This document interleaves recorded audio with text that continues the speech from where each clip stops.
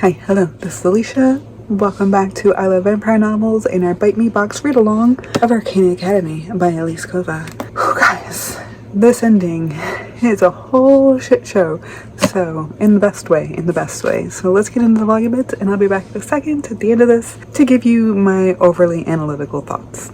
Let's get to it. Again, with the Josh and Lucy vibes, because he seems like all shy and like withdrawn. It's his birthday, and he's sad because it reminds him of his mom and like the being void born and everything else, which one reminds me of my husband because he's a Christmas Eve baby, but also Josh at the wedding. So I'm liking the vibes. The Hating Game's one of my favorite books, so I'm liking the Josh and Lucy vibes going on here.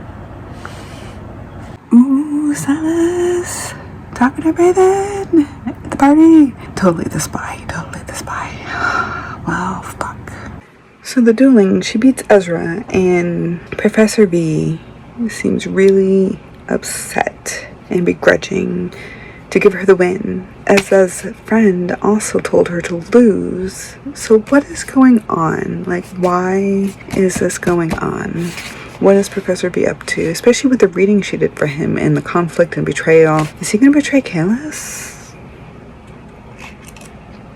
You know, there's a lot more questions going on here. So, interesting. I want Ezra to get what's coming to him. So you know they're sad too. But I have a kitty. Yes. So, questions that I hope are answered. Questions that I want answered by the end of this. So, yeah, I keep dropping things. I'm gonna go back to reading at least another chapter before bed. One more chapter. Just wanted to note that I was wrong about the winter solstice. I expected them to have some big thing where they were compromised. And no, we just had the Silas reveal and the father, like, acknowledging her. Maybe pushing the wedding, like, they're gonna get married in a year, and we don't know why. But we're having a moment after the test where, of course, she won against Ezra. Of course she won. And he's undressing her for the bath, and he's like, do you want me to go? No. And so he undresses her more, and you want me to go? No. So he undresses her fully, and he's carrying her to the bath, and that's where I am, and I'm just, like, super excited. So yes. Ezra is dead. It feels a little anticlimactic. However, I don't see it having gone much of any other way given the circumstances of the story. So I don't know how to feel about this right now. But he's dead. Good riddance. I might do one more chapter, maybe two, because I kind of flipped ahead to see how long this chapter was and I saw a kiss. So I want that to fucking happen, and I want to get there as soon as possible. So I might be reading the next two chapters. Is it 10 o'clock at night? Yes. Am I probably going to read this anyways? Yes. So they had sex, and I'm not overall, like, disappointed in it, but I felt like it was rushed. Like, I felt like there could have been more. I did like the breaking point, like the two of the tension and stuff, but, like, it just felt like the actual sex was rushed through. We could have built, I liked what they did, but I feel like we could have built more emotion into that bit, especially with her warring with her emotions and the stuff that comes afterwards. I don't know, slightly disappointed. I wanted more. Not that it was bad, but I just wanted more. So, especially after all this build up, 470 pages, like, I just wanted some more. Maybe it's the reverse harem right around me. I don't know. But yeah, okay. Done for the night. Going to bed. Gonna finish this guy tomorrow a bit. I'm at chapter 51, page 475, so almost there. I am enjoying the book, so you know. Okay, so we had some of that sexual, I want you, we know we want each other, avoiding each other tension, and then a second round of the spiciness, which was better than the first one, especially because there's more internals, there's more feelings going on, and the ending where he looks rather broken and is like, stay with me, you know, that kind of thing. So it did get a little bit better. I still feel like I wanted more from the first one, but she's starting to make up for it, so yeah, just thought I'd note that.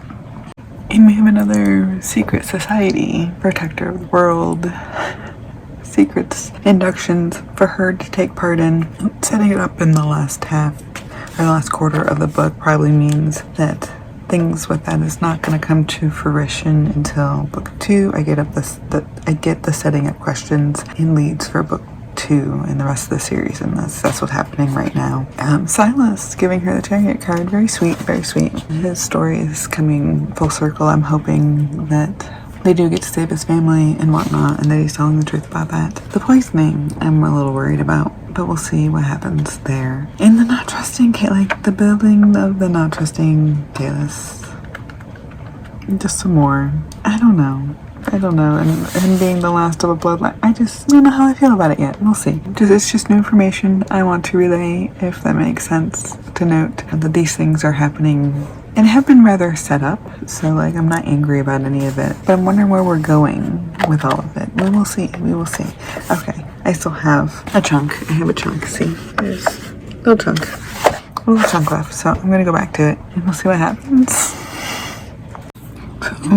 They're at one of the festivals, and the king, dancing with the king. King's like, whatever he promised you, don't believe him. My son, don't believe Kaelis. Kaelis had a spectacular show of emotion with her, which was fantastic for me. I love it. Being afraid for her well-being. And I'm just wondering right now, as they're about to try to steal from the king, we've had no word about Lauren reading for them again like they did last time. So, like, why didn't we have them do that again? Why did she not do a reading for them again? And I get there's other things at play here and whatnot, but I felt like that would have been a really good thing to have in the story again, since it worked the first time, you know? And to include all these old friends, because we're getting a lot of Allure and Silas and Kaelis and the Starcross Club, but none of the other initiates that she was friends with, and like the 20 the Majors Club. Like, I'm not getting any of that now. So I'm just wondering where all these things are going,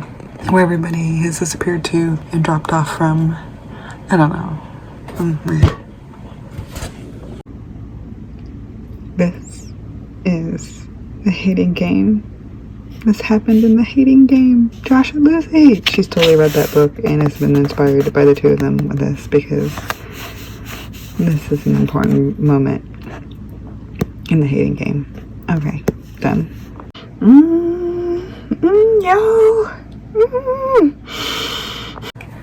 I don't even know. Excuse my Bob's Burgers blanket. I'm cold, but oh my god, that ending. Okay. I'll be back to talk about this in a minute. Okay. Are we ready? Are we ready to talk about this thing? Oh my god. Okay, I have my notes. Let's get my other notes up so I can reference things. So first of all, she was totally inspired by hating game in this for these two characters. I've mentioned it several times before, Josh and Lucy vibes. There's a couple times in this where we get more Josh and Lucy vibes, specifically the holding the hand to the throat and squeezing, and him being like, do it, I know you want to. Totally a scene in the hating game. Like, absolutely. Not word for word, granted, she didn't plagiarize, but she did take the intention of that scene and morph it in here. So, like, these characters heavily inspired by Josh and Lucy. So no wonder I loved it this whole time, because I love the hating game. It's actually hanging out over here. This is my copy of it that I've read 5 times.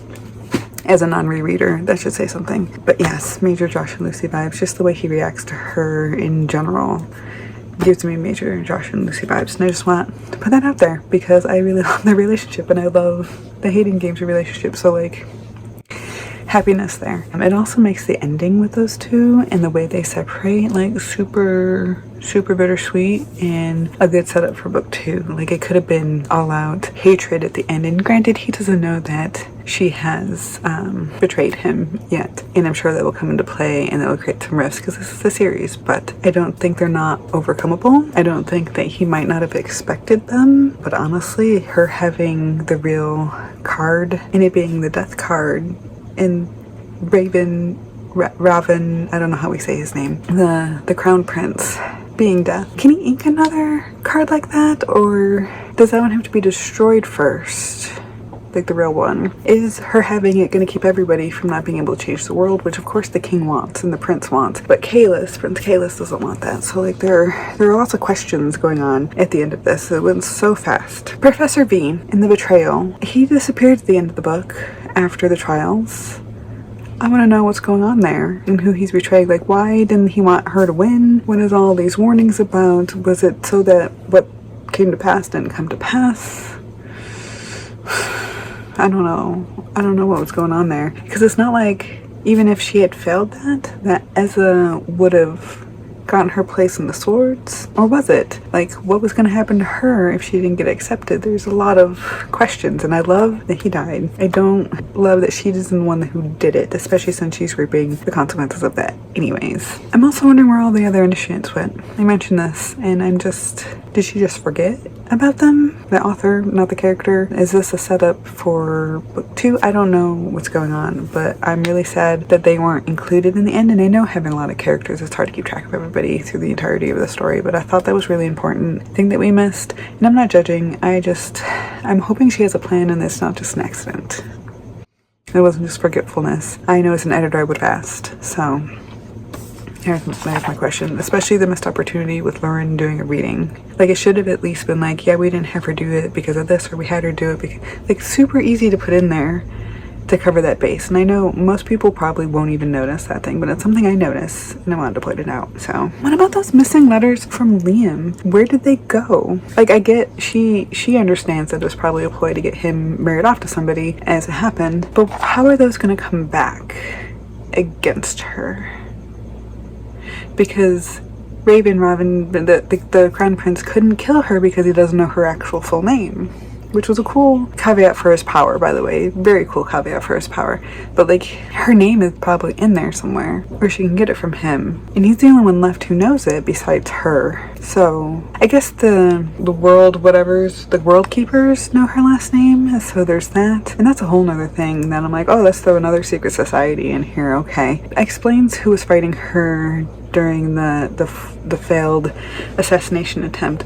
But there's just so many questions, and I don't know how to say her name is Bree something, but Bristaras, all of her secrets, and how Claire's not gonna get any of them now because she's dead. Like, don't keep secrets that are important like that, because you might die. Like, you need to impart that information on people, whether, you know, especially because they're her secrets. Hopefully the world keepers can fill her in on some of that stuff, but, you know. Which reminds me, so we've learned that the world has been made over once by the king. And so this makes a lot of sense. I think that's how Kaelis lost his mother. That's what's being implied here. But also, the things that he says to Clara makes me think that they were together in the previous world, in the previous rendition of it. And that he'll find her in the next one too. That's why he's so connected to her, feels so drawn to her and stuff like that. And I'm really wanting that to be explored in book 2. I'm super excited about this little nugget. I don't think it needed to be any more in book 1 than what it was. I'm just really happy that I saw it there. So, yes. Silas is dead. That is sadness. And the fact that he could be anywhere when Robin, princely evil uses it is really fucking scary. But well done. So, I'm not a fan of all the lack of trust in Kaelis. I feel like that's like a dead horse beaten with it. Like, I feel like she should trust him at least a little bit by now. Maybe not with the world, but just in general, she should have trusted him more. And the potentials of going back to that prison, breaking her from that, making her use a chariot card and all those other things, essentially forcing her to run from him, I feel like played out really, really well as the way of breaking them up versus it being that trust issue. You know what I mean? It was partly the trust issue because she didn't trust him to keep her out, but I understand that. Like, it's very human of her to want to run, even though he told her not to. And the king's warning and Raven, like, cornering her and Greystone because, you know, his son is dead because of her. All of that converging at the end felt like a good climactic moment. And then the other climactic moment at the end where they catch her and beat her, and we don't know who's saying, hey, we need her alive. She's better if we have her alive. I don't know who that is. Malore's mother being responsible for her mom's death? Like, oh my god. And then sending her back to, I don't know how you say it, Helzar? The prison, in the deepest, darkest dungeons where Kaelis can't find her, with her sister, who we thought was dead. I had a feeling that was fake.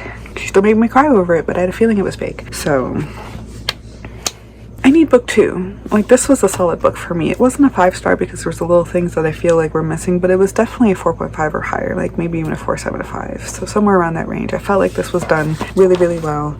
Good job, Miss Kova. I am happy with it. Let me know what you got stuck on, what really grinds your gears, what you absolutely loved. I want to know about all of that stuff in the comments below. Let me know. And for next week, we are starting Alone So Wide by Aaron A. Craig. I might be doing this a little bit differently. I haven't decided yet. I might be doing these in shorts instead of these long vlogs and do one big vlog at the end. But we are reading up to chapter 9. So this is where we're going to be for week 1. It's only like 92 pages, so that's not bad since we were doing like 130, 140 for this other big chunker. I'm excited for this, so meet me here next week for that, and I will see you next time. Bye.